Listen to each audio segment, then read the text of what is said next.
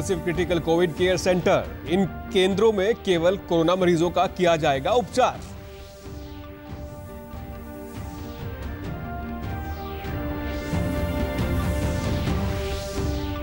प्रदेश की मंडियों को आधुनिक बनाने को लेकर चंडीगढ़ में हुई बैठक। कृषि मंत्री ने कहा, राज्य की मंडियों को दी जाएगी विश्व स्तरीय सुविधाएं।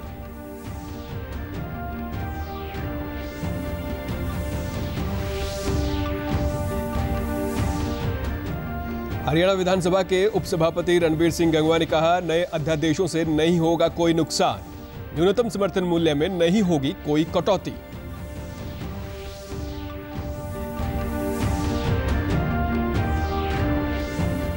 और दूरदर्शन ने आज मनाया अपना 61वां स्थापना दिवस। दूरदर्शन के महानिदेशक ने कहा, समाचार और कार्यक्रम दोनों में दूरदर्शन ने नैतिक स्तर को रखा कायम।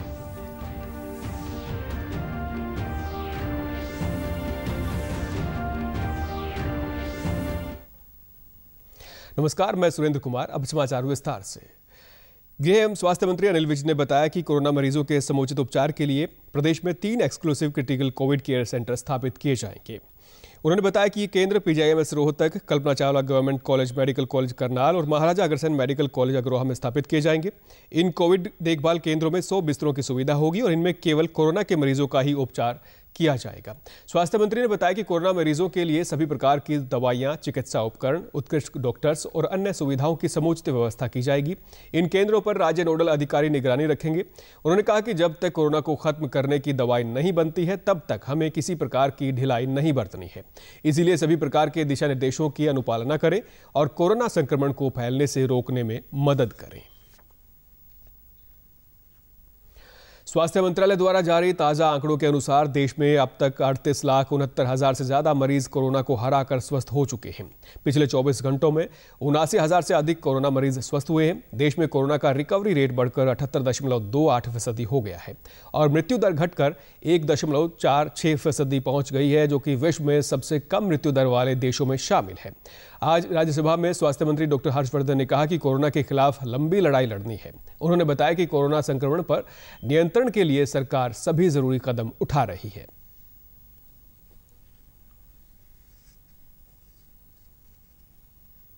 $14 confirmed cases and 76,271 deaths with a case fatality rate of 1.67% have been reported in India.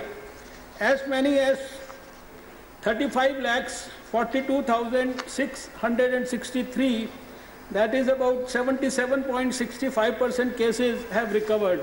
With our endeavor to manage COVID-19 through a whole of government and whole of society approach, India has been able to limit its cases and deaths per million to 3,320 cases per million and 55 deaths per million population respectively, which is one of the lowest in the world as compared to similarly affected countries.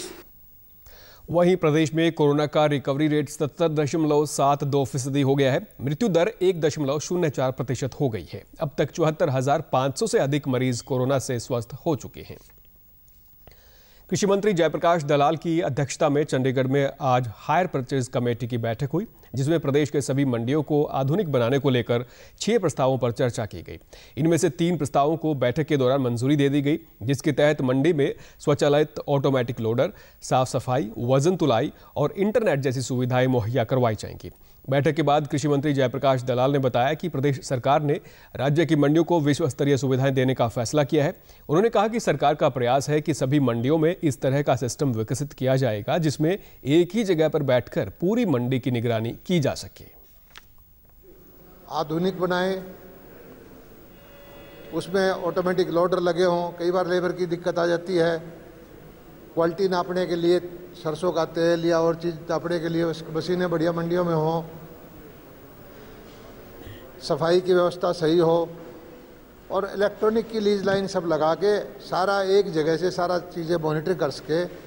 ऐसी आधुनिक मंडी हमारी हरियाणा की हो, उसका मकसद यही था और इससे भी आगे जाके हम मंडियों को, हरियाणा की मंडियों को विश्व स्तरीय बनाएंगे।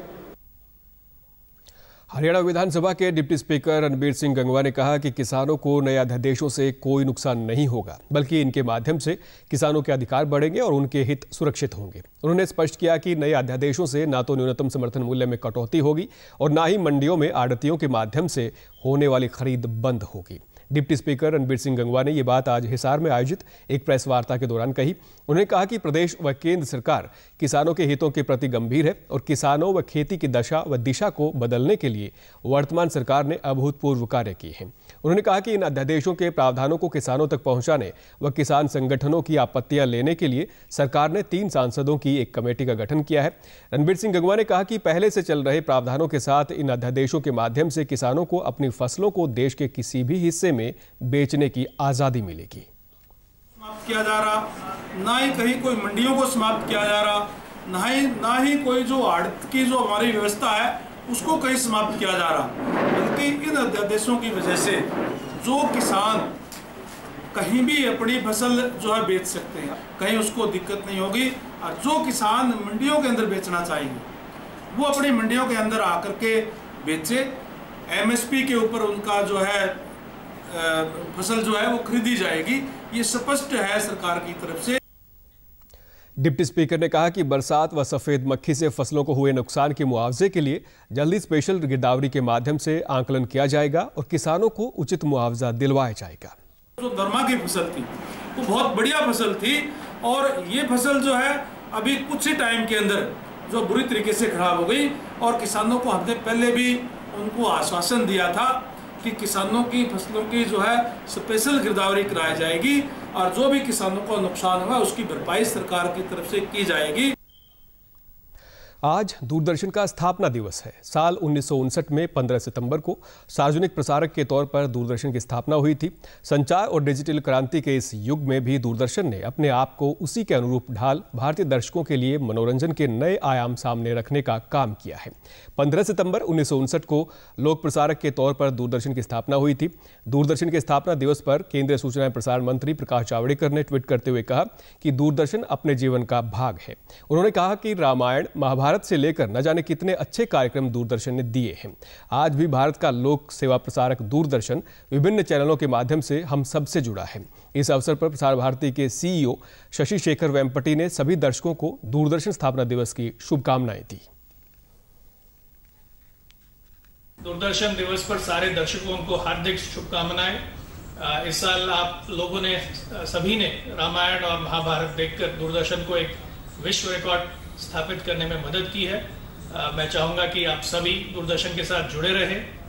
हमारे YouTube चैनल पर सारे आर्काइव्स को देखें, सोशल मीडिया पे अपना फीडबैक देते रहें और हम सबको आपका प्यार मिलता रहे।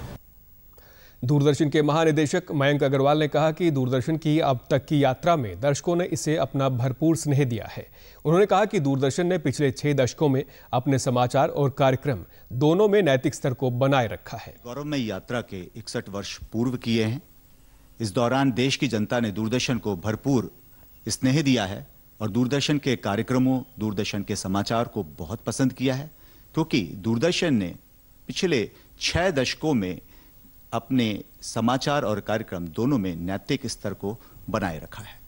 मैं आश्वासन देता हूं कि आगे आने वाले समय में भी दूरदर्शन के जो दर्शक हैं वो पूरे देश में ही नहीं, जो कि विश्व भर में फैले हुए हैं, वे मनोरंजक कार्यक्रम और निष्पक्ष समाचार हमारी तरफ से पाते रहेंगे। रेलवे स्टेशन पर आने वाले यात्रियों को कोरोना संक्रमण से बचाने के लिए रेलवे ने यात्रा के लिए जरूरी प्रक्रियाओं का डिजिटाइजेशन कर दिया है। इसके तहत रेलवे स्टेशन के प्रवेश द्वार पर कैमरा लगाया गया है ताकि ये पता लगाया जा सके कि यात्री ने मास्क पहना है या नहीं। इसके साथ ही सेंसर की सहायता से यात्री के शरीर का तापमान भी स्क्रीन पर दिखाई देगा। अगर किसी यात्री के शरीर का तापमान ज्यादा है तो रेलवे स्टेशन प्रांगण में लगा अलार्म अधिकारियों को इसकी सूचना देगा। भिवानी के railway station master GK Gupta ने बताया कि रेलवे स्टेशन पर लगे कैमरे के जरिए रेलवे के अधिकारी व कर्मचारी कोरोना संक्रमण को रोकने में अपनी भूमिका निभा रहे हैं। अब सभी यात्रियों की थर्मल स्क्रीनिंग और मास्क की जानकारी अधिकारियों के पास हर समय उपलब्ध रहेगी। स्क्रीनिंग कैमरा लगा है, इससे जो भी यात्री प्लेटफार्म पे एंटर करेगा पैसेंजर, उसका थर्मल स्क्रीनिंग हो जाएगा, जिसका कि स्क्रीन पे आके पता लग जाएगा। यदि कोई टेम्परेचर किसी का ज़्यादा होगा तो भी पता लग जाएगा, नॉर्मल होगा तभी सबकी स्क्रीनिंग करके ही वो अंदर आएंगे। प्रदेश से जुड़ी खबरों को विस्तार से जानने के लिए आप हमारे साथ फेसबुक, ट्विटर और यूट्यूब के माध्यम से भी जुड़ सकते हैं। हमसे जुड़ने के लिए आप हमारे सोशल मीडिया हैंडल को फॉलो कर सकते हैं। प्रधानमंत्री आवास योजना का लाभ उठा रहे प्रदेशवासियों ने सरकार की इस योजना को गरीबों के लिए सराहनीय कदम बताया। योजना का लाभ उठा रहे कैथल के लाभार्थियों ने कहा कि योजना के तहत वे पक्के मकान बनाने में सक्षम हुए हैं। इससे पहले उन्हें कच्चे मकानों में रहते हुए काफी परेशानियों का सामना करना पड़ता था। उन्होंने कहा कि प्रधानमंत्री आवास योजना लाभ मिलने से वे बेहद खुश हैं और इसके लिए सरकार का धन्यवाद करते हैं। कड़ियों वाला और उसके तहत मेरे को ये ग्रांट मिलने से मेरे को पक्के लेंटर वाली छत मिल गई है और मैं उस प्रधानमंत्री श्री नरेंद्र मोदी जी के तहे दिल से अपना धन्यवाद करना चाहता हूँ। पहले कच्चे मकान में रहते थे और बहुत बहुत धन्यवाद, मजदूरी करते सी, मेहनत मजदूरी करते सी, बहुत धन्यवाद है सरकार का, बहुत शुक्रिया। प्रधानमंत्री आवास योजना शहरी की तरफ से हमारा ये पक्का मकान बन चुका है और हमारा पीएम साहब को बहुत बहुत तहे दिल से धन्यवाद करते हैं जी। हमारा ये पक्का मकान बन गया उनकी रहमत से। प्रधानमंत्री आवास योजना शहरी कैथल के प्रभारी विशाल गुप्ता ने कहा कि इस योजना के तहत गरीब वर्ग के लोगों को पक्का मकान बनाने के लिए 2.5 लाख रुपए 3 किस्तों के माध्यम से दिए जाते हैं। विशाल गुप्ता ने बताया कि कैथल जिले में अब तक कुल 4,880 आवेदन प्राप्त हुए हैं और करीब 1,404 लोगों को योजना का लाभ मिल चुका है। 3 चरण में किस्त दी जाती है। पहला जब वो अपनी नींव भर लेता है 1 लाख रुपए की किस्त है। दूसरा जब वो अपना लेंटर डाल लेता है 1 लाख रुपया। फिर तीसरा जब वो अपना घर कंप्लीट कर लेता है, रंग रोगन करवा के घर के बाहर प्रधानमंत्री आवास योजना का पट लगा लेता है, उसके बाद 50,000 रुपया तीसरी किस्त रिलीज कर दी जाती है। हरियाणा महिला आयोग की सदस्य रेणु भाटिया ने आज पलवल में सिविल अस्पताल, वन स्टॉप सेंटर और महिला थाने का निरीक्षण किया और प्रदेश सरकार द्वारा महिलाओं को दी जाने वाली सुविधाओं का जायजा लिया। उन्होंने बताया कि सरकारी अस्पताल में महिलाओं को बेहतर स्वास्थ्य सेवाएं दी जा रही हैं। महिलाओं को डिलीवरी के बाद पौष्टिक भोजन उपलब्ध करवाया जा रहा है ताकि मां और नवजात दोनों स्वस्थ रहें। रेणु भाटिया ने कहा कि हरियाणा महिला आयोग का लक्ष्य महिलाओं को अपने अधिकारों के प्रति जागरूक करना है, जिसके लिए हरियाणा महिला आयोग द्वारा समय समय पर जागरूकता कार्यक्रमों का आयोजन किया जाता है। उन्होंने कहा कि हरियाणा महिला आयोग प्रदेश में महिलाओं की सुरक्षा की स्थिति सुधारने में प्रयासरत है। अस्पतालों में जो हमारी सरकार सुविधाएं दे रही है, खास तौर से महिलाओं के लिए उनके वार्ड में उनकी डिलीवरी के टाइम उनके लिए जो खाना दिया जाता है, जो उनका फूड होता है डिलीवरी के से पहले, वो सारी चीज़ का निरीक्षण करने के लिए कि वो दिया जा रहा है या नहीं, या कुछ हॉस्पिटल्स कोविड का बहाना करके वहाँ से कुछ गड़बड़ तो नहीं कर रहे या कमी तो नहीं छोड़ रहे। तो मुझे अच्छा लगा कि सीएमओ पलवल ने पूरे हॉस्पिटल का बहुत अच्छी से जो है बांध के रखा हुआ है कामों के सिस्टम को। मुख्यमंत्री मनोहर लाल के दिशा निर्देशानुसार प्रदेश में प्रशासनिक स्तर पर हिंदी लागू करने की दिशा में हरियाणा साहित्य अकादमी द्वारा हिंदी पखवाड़े की शुरुआत की गई है। कल से शुरू हुए इस हिंदी पखवाड़े में अकादमी की ओर से कुछ नई योजनाओं की घोषणा की गई है। अकादमी के प्रवक्ता ने इस संबंध में जानकारी देते हुए बताया कि विभागाध्यक्षों और निगमों को प्रशासनिक शब्दावली भेजी जा रही है ताकि सरकारी कामकाज में सही शब्दों के चयन में सुविधा हो सके। उन्होंने बताया कि साहित्य अकादमी उत्कृष्ट साहित्य के प्रकाशन को भी गतिशीलता देगी और हरियाणा की अन्य अकादमियों के सहयोग से इन प्रकाशनों की बिक्री के लिए एक मोबाइल प्रदर्शनी वाहन भी चलाया जाएगा। अंत में इस बुलेटिन के मुख्य समाचार एक बार फिर। प्रदेश में खोले जाएंगे 3 exclusive critical covid care centre. इन केंद्रों में केवल कोरोना मरीजों का किया जाएगा उपचार।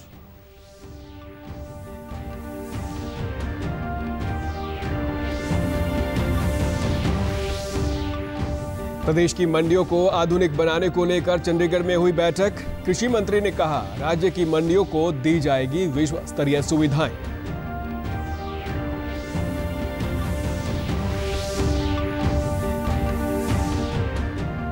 हरियाणा विधानसभा के उपसभापति रणबीर सिंह गंगवा ने कहा, नए अध्यादेशों से नहीं होगा कोई नुकसान, न्यूनतम समर्थन मूल्य में नहीं होगी कोई कटौती।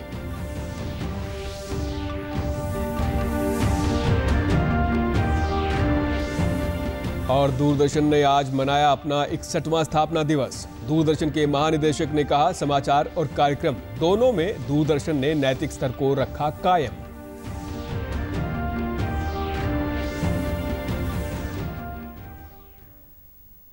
समाचार में आज इतना ही। नमस्कार।